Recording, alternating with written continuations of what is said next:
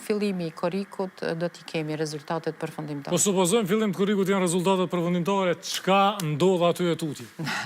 Aty e tutje, KQZ-ja i certifikon rezultatet, i dërgon ato rezultate në kuvend dhe në president, dhe pastaj fillon me u zhvillu lomshi i Kosovës.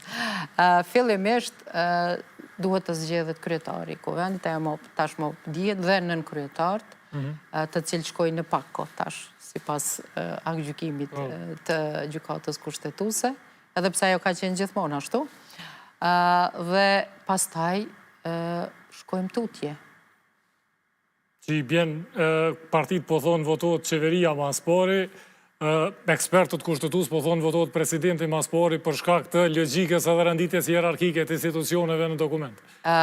Për shkak të hierarkisë, ish dashur të zgjidhet presidenti, sepse presidenti është në majë të piramidës dhe logjikisht kish me qenë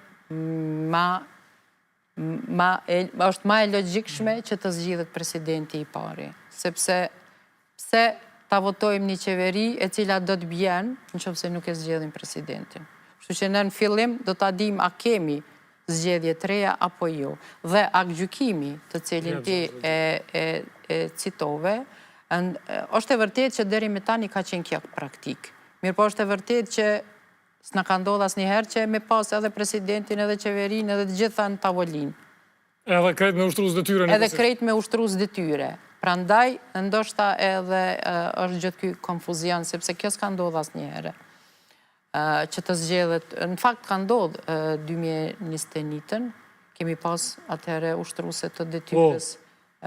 Mirë po atëherë ka qenë pak më ndryshe sepse na e kemi ditë kush po bëhet president. Më thonë e gjithë Kosova e ka ditë që zonja Osmani është ajo e cila edhe pretendon, edhe në fakt emri i saj është përfol edhe nga partia e cila e ka fitu zgjedhjet 2021-ën.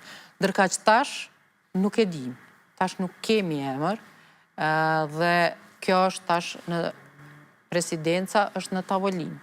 Atëherë nuk ka qenë, domethënë është ditë. Dhe askush nuk e ka përmend dhe nuk ka qenë shumë e rëndësishme se a do të zgjidhet presidenti i pari, a do të zgjidhet qeveria, sepse janë ditë pak a shumë të gjitha. A njëjtën kohë situata që më ka shoh vetvendosja është ka tenton që